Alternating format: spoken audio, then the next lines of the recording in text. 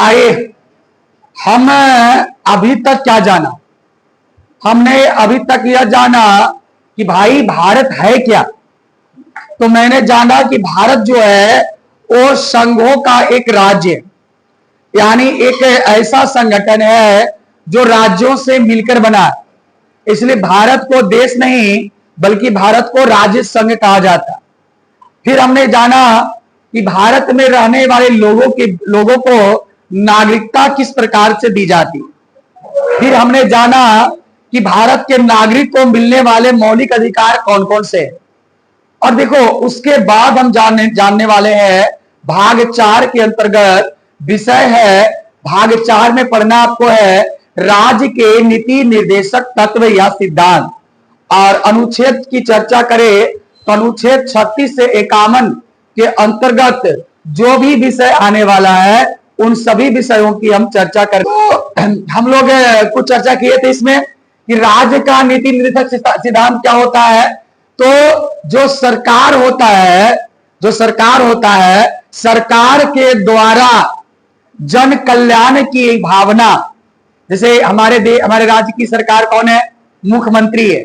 अब इनके द्वारा अगर इनकी इच्छा हुई तो कि नहीं भाई बिहार के लोग थोड़ा सा आर्थिक रूप से थोड़ा सा कमजोर है, थोड़ा सा इस पर विशेष ध्यान देने की आवश्यकता है, तो क्या ध्यान दिए 125 यूनिट बिजली फ्री कर दिए। तो भाई ये राज्य का नीति निर्देशक सिद्धांत है, जन कल्याण की भावना हुई। अच्छा उनके मन में एक और विचार आया कि भाई उनके मन में एक विचार आया कि चलो यार एक काम और किया जाए। हमारे राज्य की महिलाएं जो है वो खाली रोटी बनाएगी नहीं।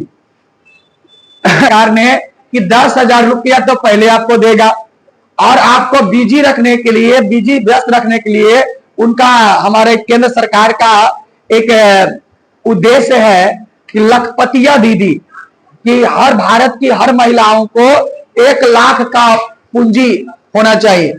और हमारे बिहार सरकार जो है उनके अंदर जन कल्याण की भावना आई और बिहार की प्रत्येक महिलाएं, जो हमारा एक एनजीओ है नॉन गवर्नमेंट ऑर्गेनाइजेशन जिसे हम लोग गैर सरकारी संगठन है जिसे हम लोग जीविका कहते हैं, उसके माध्यम से हमारे बिहार के जितनी भी महिलाएं जो एक जीविका नामक एनजीओ से जुड़े हैं उन्हें 2 लाख रुपए रोजगार सृजन के लिए दिया जाएगा। तो ये क्या है, एक जन भावना है, जन कल्याण की भावना है। तो ऐसी जन कल्याण की भावना जो है वो कहलाता है राज्य का नीति निर्देशक सिद्धांत।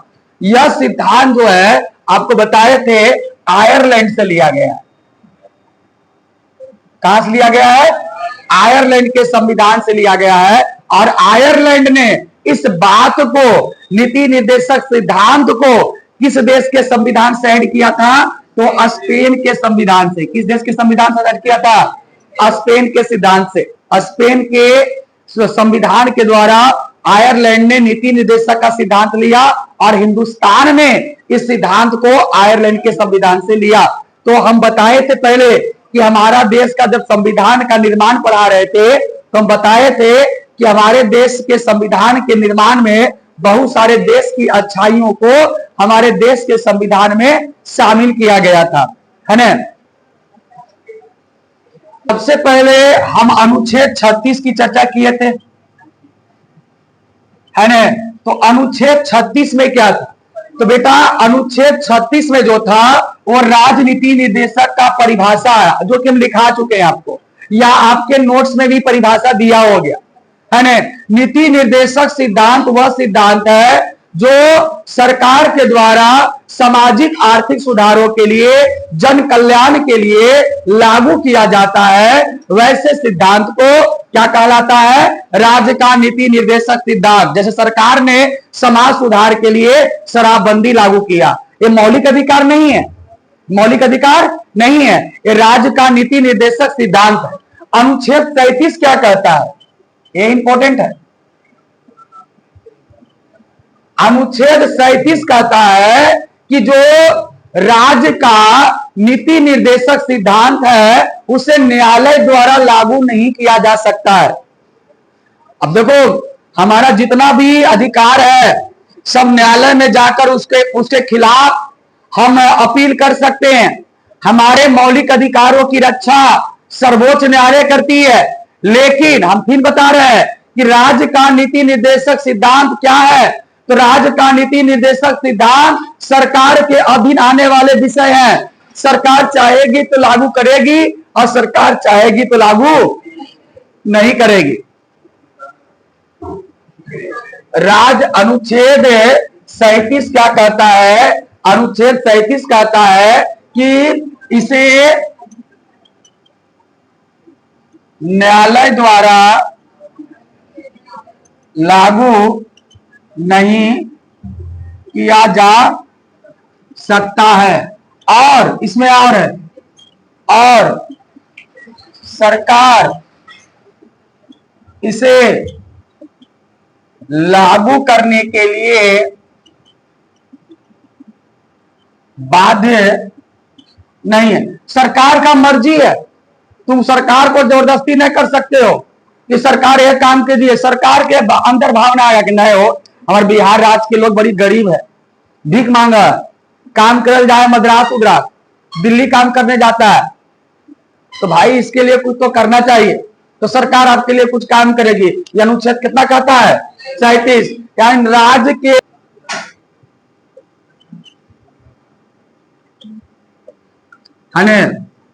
राज लोक कल्याण के लिए सामाजिक, आर्थिक, राजनीतिक आदि आदि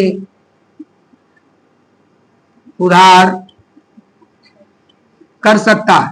यानी जो सरकार है हमारे देश में, समाज के क्षेत्र में, राजनीति के क्षेत्र में, सामाजिक क्षेत्र, सरकार चाहेगा तो सामाजिक सुधार कर सकता है, चाहेगा तो आर्थिक। अच्छा बताओ, सरकार के सामने हम बोलने गए हैं कि 10,000 महिलाओं को दीजिए, 125 यूनिट फ्री बिजली दीजिए? नहीं, सरकार के मन में विचार आए कि हम अपने राज्य के जो हमारे नागरिक है उनमें सुधार किया जाए, इसलिए चलो भाई हम इस पर एक कल्याण कर देते हैं, 125 यूनिट बिजली फ्री कर देते हैं,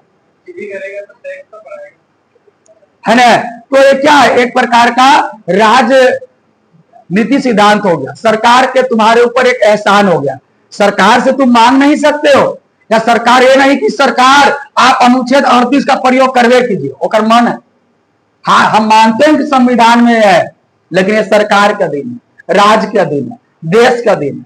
वो चाहेगा करेगा, चाहेगा तो नहीं करेगा। वो अनुच्छेद 39 समान कार्य के लिए समान वेतन, ये भी सरकार फिर बोल रहे हैं। राज्य का नीति निर्देशक सिद्धांत क्या है? वो सरकार के अधीन। ये नहीं कि तुमको ये मिलवे करेगा पैसा, सरकार चाहेगी समान कार्य के बदले अभी देखो होम गार्ड वाला आंदोलन कर रहा है। क्यों कर रहा है कि बताइए, जो बिहार पुलिस का कांस्टेबल है उसका तनख्वाह 35,000 रुपया है और हमारा तनख्वाह कितना है? 700 रुपया डेली मिलता है, तो सतिया 21,000 मिलता है। जबकि हम क्या काम करते हैं? बराबर काम करवाते हैं, तो समान काम के लिए समान वेतन दीजिए। अरे भाई, ये सरकार पर डिपेंडेबल। सरकार नियुक्ति के समय तुमको बता दिया, एगो मानदेय होता, एगो परमानेंट। पहले जो टीचर था वो क्या था? मानदेय, कॉन्ट्रैक्ट था। लेकिन लोग आंदोलन किया, अब सरकार का इच्छा था कि तुमको परमानेंट करेगा कि नहीं करेगा। सरकार का इच्छा हुआ कि टीचरों को राजकर्मी का दर्जा दे दिया गया। नहीं, सरकार का इच्छा था कि हमें राजकर्मी का दर्जा दे दिया गया, शिक्षक को राजकर्मी का दर्जा दे दिया गया, तो भाई उनका बात है। लेकिन ये बोलता है कि सरकार अनुच्छेद 39 के द्वारा समान कार्य के बदले में समान वेतन आपको। अनुच्छेद 39 का ए है, अनुच्छेद 39 के लिए क्या है? ए है। सरकार निःशुल्क कानूनी सुविधा उपलब्ध करता है ना। अब देखो हमारे कानून में तो यह बात लिखा हुआ, हमारे कानून में तो यह बात लिखा हुआ है कि अगर तुम मर्डर करके भी चले जाओगे ना, अगर तुम किसी का हत्या कर दिए या चोरी कर लिया या कोई भी जघन्य अपराध तुम किया है, कोई अब यहां तक कि सुनिए, जो हमारे पाकिस्तान के एक आतंकवादी था अजमल कसाब के नाम सुने होंगे, जो 2008 में मुंबई ताज पर हमला हुआ, वो कितना लोगों को मारा होगा, बहुत सारे लोग को मारा था, सब देख रहा था, जान रहे थे कि ये आतंकवादी है ना। फिर भी हमारे विधि कानून के द्वारा उसे यह अधिकार दिया गया है कि अपने पक्ष को रखने के लिए सरकार के द्वारा दिया गया है कि आप एक वकील रख सकते। सोचिए कि अपने बचाव के लिए चाहे तो आप एक वकील को रख सकते हो, ये भाई दिया गया। और ये अनुच्छेद 39 के ए में है ना। अब इस सरकार का भाई भरोसा है तुम, अब तुम ऐसा काम कर डायरेक्ट सरकार फांसी भी लगा देता है ना। ये नहीं तो सरकार के पास यह अधिकार है कि आपके लिए निःशुल्क कानून परामर्श की भी सुविधा वो दे सकता है, जिसका वर्णन अनुच्छेद 39 के ए में। अनुच्छेद 40 है तो एक लाइन के, लेकिन उसको आपको समझना है, उससे बहुत ज्यादा प्रश्न पूछे जाते हैं। नीति निर्देशक सिद्धांत क्या है? तो सरकार के द्वारा जन कल्याण के द्वारा किया गया कार्य नीति निर्देशक सिद्धांत कहलाता है। इस सिद्धांत को लागू करने के लिए सरकार बाध्य नहीं है। सरकार बाध्य, सरकार को तुम बोली जाके बोली है कि हमको 35 यूनिट बिजली फ्री दीजिए, सरकार को बोली है तुम 10 हमको दो, बोलो बोली है तुम, बोली थी। बहुत महत्वपूर्ण, इस टॉपिक को आपको ध्यान पूर्वक सुनना है और यहां से आपको प्रश्न पूछा जाएगा, इस बात की गारंटी रखिएगा। टॉपिक अनुच्छेद 40, अनुच्छेद 40, अनुच्छेद 40 में क्या है? ग्राम पंचायत क्या है? एक बहुत ही महत्वपूर्ण प्रश्न टॉपिक है ग्राम पंचायत, और इसको अभी के अभी हम समझेंगे। न बासी रहेगा न कुत्ता खाएगा। बहुत बड़ा है सर, है ना। अच्छा, सरकार जो हमारे यहां होती है वो क्या है? वो हमारे देश में एक सिस्टम बहुत बेहतरीन है। हमारे देश में है संघीय व्यवस्था, और संघीय व्यवस्था का सबसे बड़ा चीज होता है कि हमारे यहां सत्ता का विकेंद्रीकरण किया गया। अब पूछिएगा सर विकेंद्रीकरण क्या होता है? तो विकेंद्रीकरण का मतलब होता है कि सत्ता को किसी एक हाथ में ना रखकर उसे विभिन्न स्तरों पर क्या कर दिया गया है? बांट दिया गया। अब ये नहीं कि सरकार सोचेगी प्रधानमंत्री को बन गया तो बोलेगा पूरा नियम हमारे पास है, पूरा कानून हमारे पास है, तो भाई तो तानाशाह हो जाएगा। अब नीतीश कुमार बोलेगा नहीं नहीं नहीं सब हमारे पास है, होगा ना। अब मुखिया जी बोले सब हमारे पास है, हो ये जो आता है बढ़वन जो होता है ये सब कुछ हमारे पास ही होगा, हो नहीं। हमारे देश में सत्ता का विकेंद्रीकरण किया गया है, और हमारे देश में मुख्य रूप से 3 प्रकार की सरकारें रहती है बेटा। 3 प्रकार की सरकारें हम देखते हैं मुख्य रूप से। जनता एक है, लेकिन शासन करने वाला अनेक होता है ना। एक तो होता है संघीय सरकार या केंद्र सरकार, है ना। दिल्ली वाली सरकार जिसे बोलते हो, राज्य सरकार, है ना। और एक होता है स्थानीय सरकार, है ना। इसको स्थानीय प्रशासन बोल सकते हो, स्थानीय। अच्छा बताइए, नहीं तो जनता और प्रतिनिधि में एक प्रकार का मेल हो, जनता प्रतिनिधि से एकदम प्रत्यक्ष रूप से जुड़ा रहे, इसलिए स्थानीय प्रशासन यह स्थानीय सरकार का गठन किया गया है, और वो गठन किस रूप में किया गया है? ग्राम पंचायत के रूप में। और यह अनुच्छेद कितना में है? 40 में। आपको बता देना चाहते हैं बेटा एक बात कि जो स्थानीय प्रशासन की जो बात थी, सबसे पहले एक कमेटी का गठन हुआ था 1957 में। कब किया था? 1957 में। और इस कमेटी का नाम था बलवंत राय मेहता समिति। बलवंत राय मेहता समिति, गलती लिखे, बलवंत राय मेहता समिति। और इसने अपना इसने एक समिति बनाया और एक रिपोर्ट तैयार किया। किस विषय पर? स्थानीय प्रशासन पर, कि लोग जो लोग है वो डायरेक्ट सरकार से कैसे जुड़ सके, लोग अपनी छोटी सी छोटी समस्या को सरकार के सामने कैसे प्रस्तुत कर सके, और उन समस्याओं को सरकार दूर कैसे कर पाए। अब हमको 10,000 रुपए की जरूरत है तो हम जाएंगे रिजर्व बैंक ऑफ इंडिया? आए हो, हमको 10,000 पैसा निकालना है तो बैंक जाना, तो कि Delhi reserve bank of India, जहां नोट छपा वहां चला निकालने के लिए, तो कहां जाएंगे? आज पहले CFC जाते हैं, ये लगे 10,000 मुठवा लगे तो बुढ़िया पट पड़ने हो, पूरा गिरता हो, फिर भागे चले तो ना। अब और सोचिए 10,000 से बेसी और निकालना, 1 लाख निकालना, तो जीते ब्रांच में SBI ब्रांच है, PNB ब्रांच है, वहां जानता है कि यहीं तक काम हो जाता है। वो RBI तक जाने की आवश्यकता नहीं हुआ। तो ठीक उसी प्रकार से 1957 ईस्वी में एक समिति का गठन किया गया था, बलवंत राय मेहता समिति का नाम था इसका। और इस समिति ने अपनी सिफारिश को, अपनी रिपोर्ट को 2 अक्टूबर 1959 ईस्वी को प्रस्तुत किया। 2 अक्टूबर 1959 ईस्वी को प्रस्तुत किया और इसने स्थानीय सरकार का स्वरूप को दिया। और इस स्वरूप को अपनाने वाला 2 अक्टूबर 1959 ईस्वी को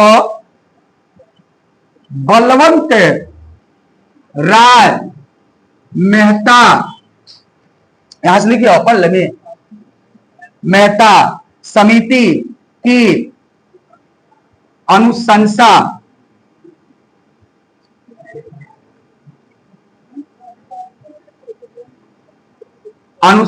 पर राजस्थान के नौगौर जिला में पंचायती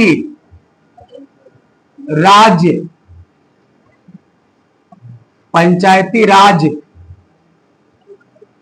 व्यवस्था का गठन किया गया। अब सवाल देखिए यहां से कितना बनता है बेटा? अनुच्छेद 40 में क्या है? ग्राम पंचायत। ग्राम पंचायत को कैसा सरकार बोलेंगे? स्थानीय सरकार। सवाल पूछा गया ग्राम पंचायत किस सरकार के अंतर्गत आता है? स्थानीय प्रशासन के सरकार। स्थानीय प्रशासन की शुरुआत कब हुआ? स्थानीय प्रशासन के शुरुआत के लिए पहला समिति का गठन कब किया गया था? 1957 में। कौन समिति था? अब एक सवाल ये भी आता है कि भारत में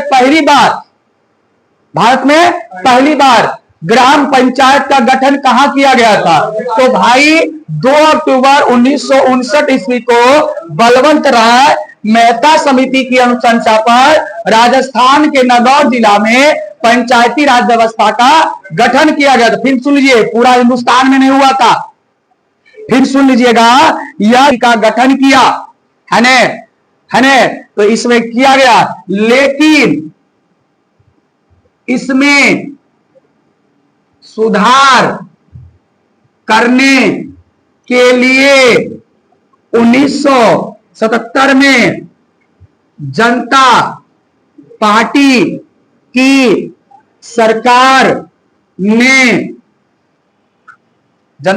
सरकार ने अशोक मेहता समिति का गठन किया। क्या किया? अच्छा, पहली बार भारत में, एक सवाल यहां से भी निकल जाता है, भारत में पहली बार गैर कांग्रेसी सरकार कब बनी? यानी 1947 से लेकर 1970 तक हमारे देश में एक ही पार्टी की सरकार थी और वो था कांग्रेस। कौन था? फिर 1975 में, पहले बताए हैं, 1975 में जब हमारे देश में इंदिरा गांधी जब प्रधानमंत्री थी, तब हमारे देश में आपातकाल लगा और उस आपातकाल के बाद, अभी लिखो पढ़ो नहीं समझो चोट्टा कहीं का है ना, लिखल तो पूरा नोट्स, तुमको नोट्स दिया हुआ जी, तो नोट्स पढ़ो, जो बता रहे सुनो है ना। 1977 में भारत में पहली बार गैर कांग्रेसी प्रधानमंत्री बना। कौन पार्टी का? जनता पार्टी का, यानी पूरा विपक्ष एक हो गया और भारत में बनने वाला पहला गैर कांग्रेसी प्रधानमंत्री जो थे वो मोरारजी देसाई थे। यह भी एक सवाल पूछा था तुका, जो क्लास करते हैं वो देखिए, और कम समझ में आता है यहां से निकलता है तो पूछिए, और फिर भी समझ में आता है तो मेरा क्लास लाइव है, कोई रिकॉर्डिंग है, रिकॉर्डिंग पूछो, जो हम बोल रहे हैं वही रिकॉर्ड हो रहा है और वही आपको यूट्यूब पर मिल जाएगा। घर में बैठ के भी देखिए। तैयारी आपका सोच दरोगा, BPSC, DO, SDO, BDO, CDO का होना चाहिए। और तो तैयारी करनी ग्रुप डी, तो भाई तो दिल्ली में लेटिंग साफ करनी। और जो महिलाएं हमारे यहाँ बैठी, जो लड़कियां बैठी हुई है, वो भाई वो तो kitchen king, MDA, chaat masala, रोटी बनाओ, पति परमेश्वर ने दूसरा कोई ईश्वर है ना, कहा जबते रहना, वही तीज करते रहिया, करवा चौथ करते रहिया, वही जिंदगी कटी तो डेंगरू मैंगरू लेके। इसलिए बोलते हैं स्वावलंबी बनो, अपने सहारे जियो। लड़की को पता है पढ़ने के लिए 35% सरकार ने रिजर्व सीट कर दिया, अब पहले से पंचायती राज व्यवस्था में बिहार में 50% का आरक्षण में। 1978 में अशोक मेहता समिति की रिपोर्ट आई है ना। इसने मोरारजी देसाई ने बलवंत राम मेहता समिति में सुधार करने के लिए 1970 में अशोक मेहता समिति का गठन किया, जिसकी रिपोर्ट कब आई? 1978 में आई। लेकिन 1980 में, लेकिन यहां लगाते हैं लेकिन जनता पार्टी की सरकार 3 साल रहा, लेकिन 1980 में इंदिरा गांधी की सरकार बनी। सरकार, हाँ, अब अलग पार्टी ने 1980 में इंदिरा गांधी की सरकार बनी और इन्होंने इस रिपोर्ट को अस्वीकार कर दिया। अब भाई नहीं माना और बोला कि नहीं भाई, सरकार का रिपोर्ट सही नहीं था, हम बनाते हैं वो कमेटी और वो कमेटी के द्वारा जो रिपोर्ट आएगा वो सही रहेगा। और इसने 1987 में एक कमेटी बनाई जिसका नाम था सिंधवी कमेटी। क्या बनाया था? सिंधवी कमेटी है ना, कर दिया। और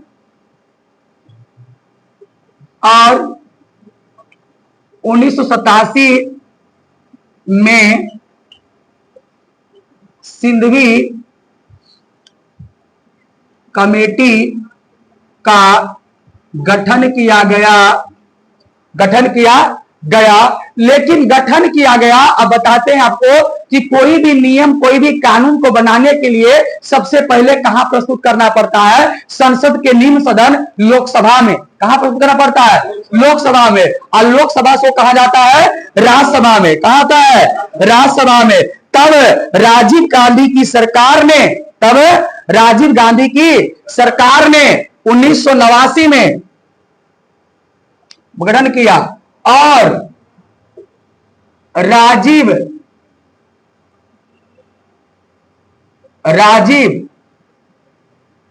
गांधी की सरकार ने इसे लोकसभा में प्रस्तुत किया, लेकिन यह राज्यसभा से सभा से पारित नहीं हो पाया है। इंदिरा गांधी तो बना के मर गई। सिंधवी कमेटी को 1992 में प्रधानमंत्री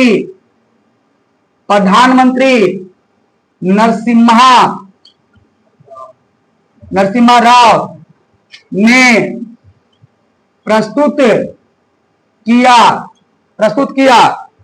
जो कि दोनों सदनों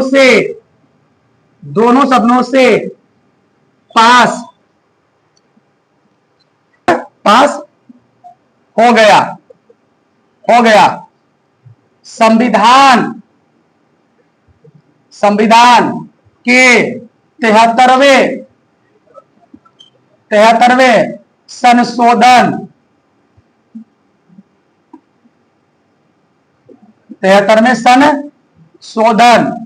के द्वारा ग्राम पंचायत तथा 74वें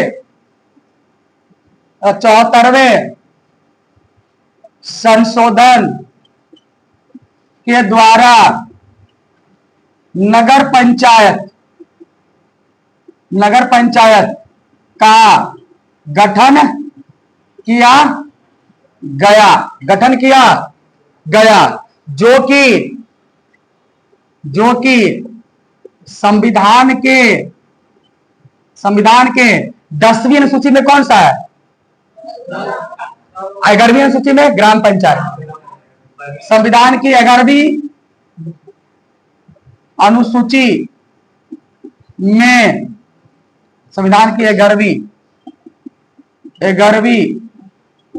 अनुसूची में ग्राम पंचायत तथा 12वीं अनुसूची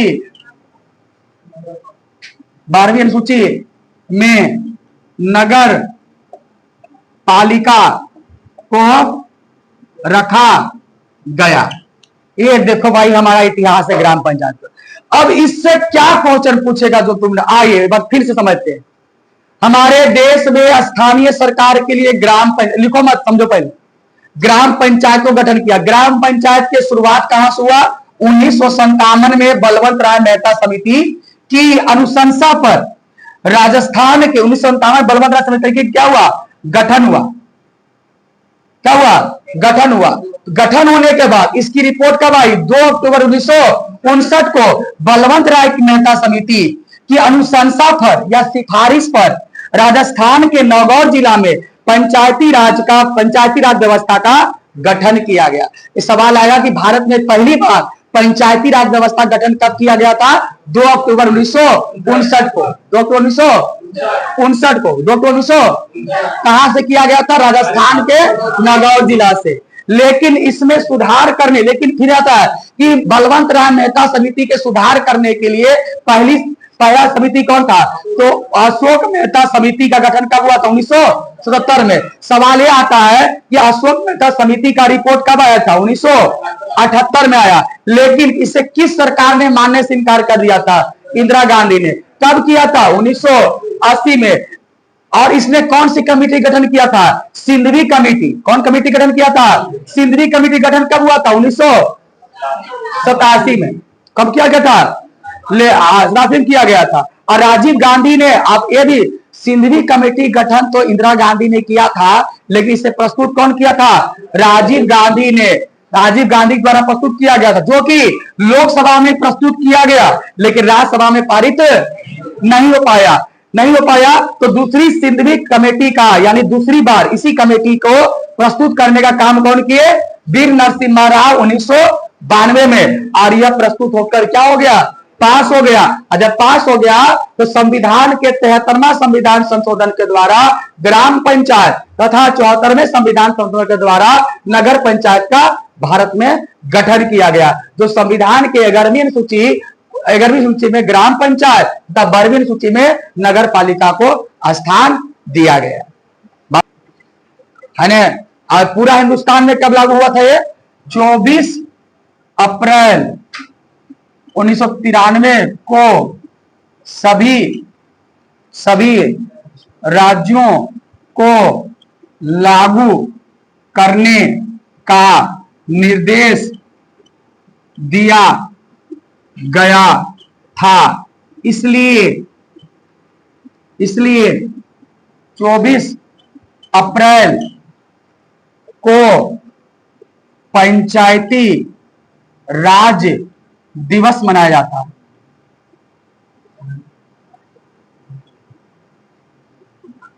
बताओ इससे कितना सवाल निकला। और पूछेगा एग्जाम में तुमको भाई, एक सब क्वेश्चन डुलर हुआ है।